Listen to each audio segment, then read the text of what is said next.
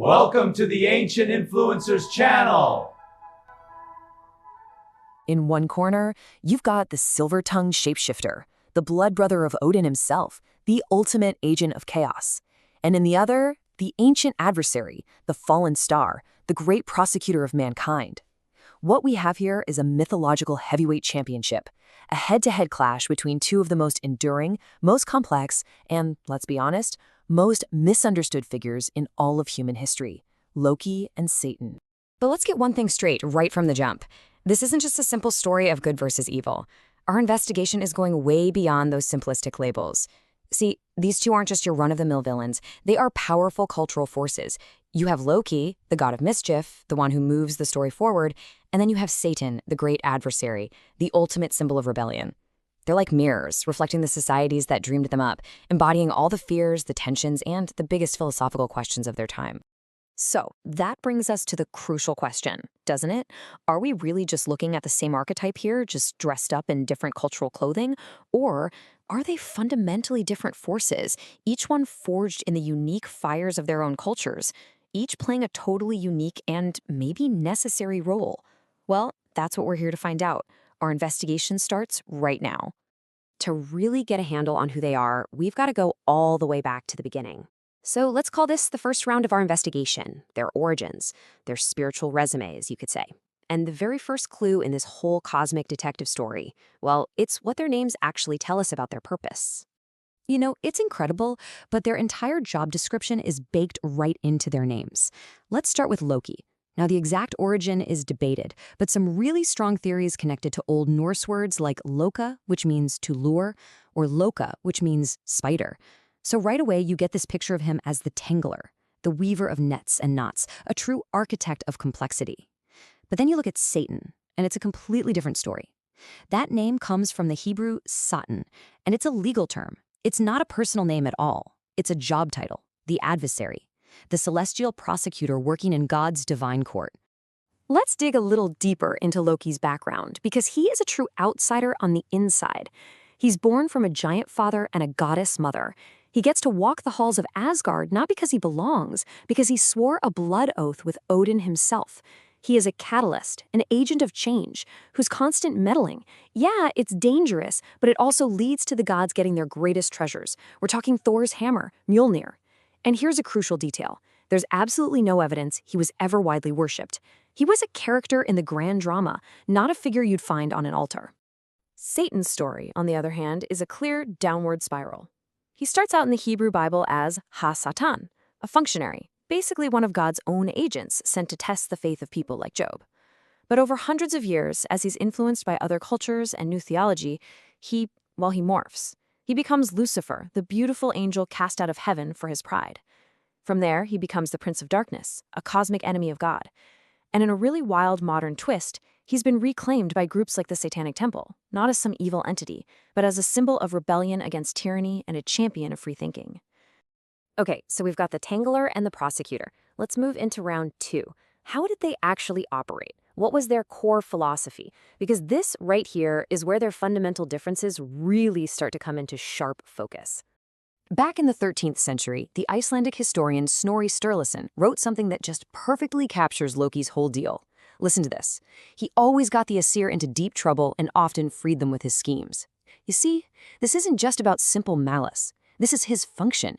He's a necessary catalyst. He creates the very problems that force the static, unchanging world of the gods to think, to adapt, and ultimately to evolve. He is, as they say in Scandinavian folklore, the mover of stories. And this, right here, this is the absolute core of the argument. Loki represents the chaos within the established order. He works from inside the system, poking holes in its hypocrisies and forcing it to grow. He wants a seat at the table, even if he's planning on flipping that table over. Satan, on the other hand, embodies rebellion against that order. His entire identity is defined by his opposition to the system, his total rejection of servitude, and his desire to build a whole rival kingdom. Loki's methods are a masterclass in disruption. You got the poem Lokasenna, where he literally crashes a divine feast and just systematically exposes the secret shames of every single god and goddess in the room. He's a shapeshifter, famously turning into a mare to distract a giant's horse, and, get this, ending up giving birth to Odin's eight-legged steed, Sleipnir. This cleverness, this gender fluidity, these are his main tools. He breaks every social and biological rule to get what he wants, and the results are always this chaotic mix of progress and total disaster.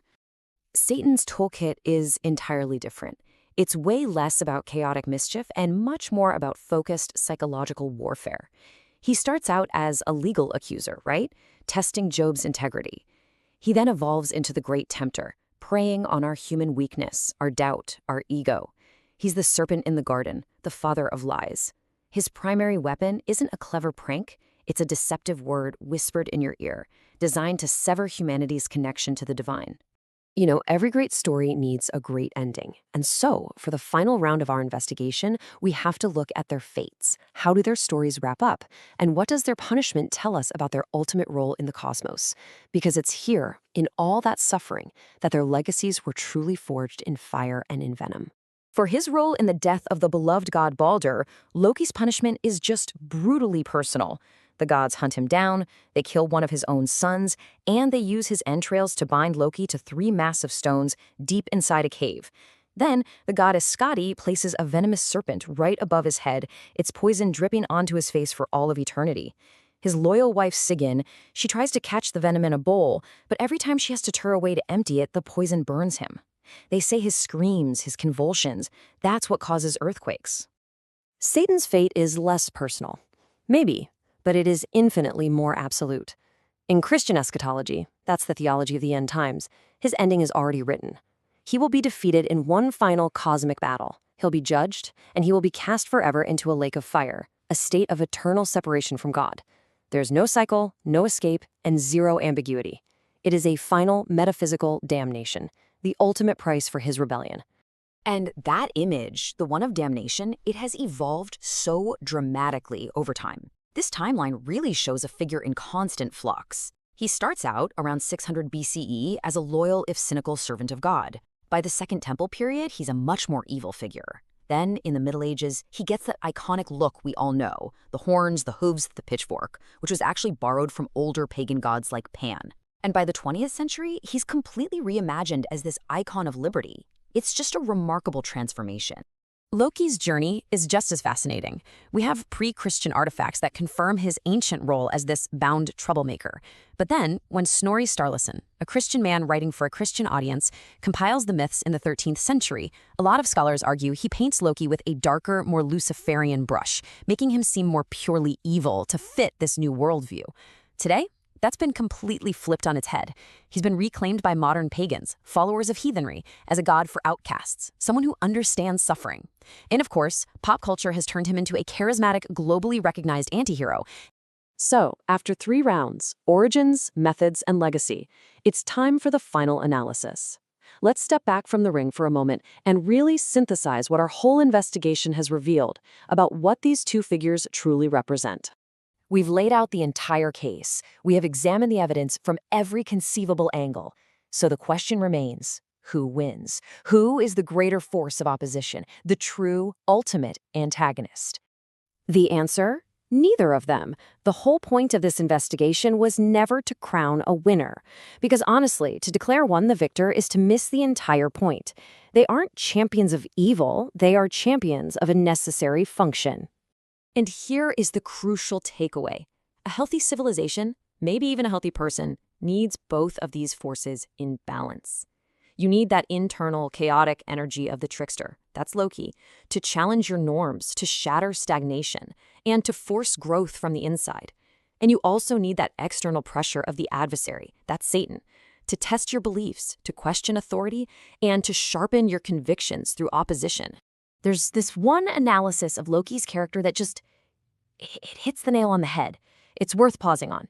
It says, Loki is the god Diabolos. Now, that word Diabolos is what gave us the word devil, but in the original Greek, it meant to throw across or to separate.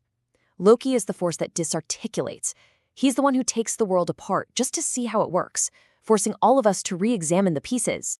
And all of this leads us to our final provocation. Just think for a second about their punishments. Loki, bound in that cave. Satan, cast into the lake of fire.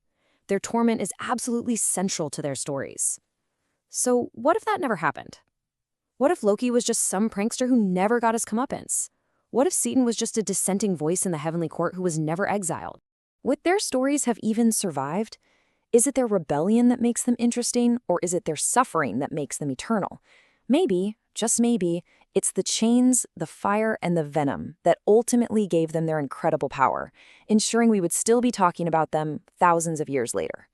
And that, right there, is the ultimate paradox of their legacy.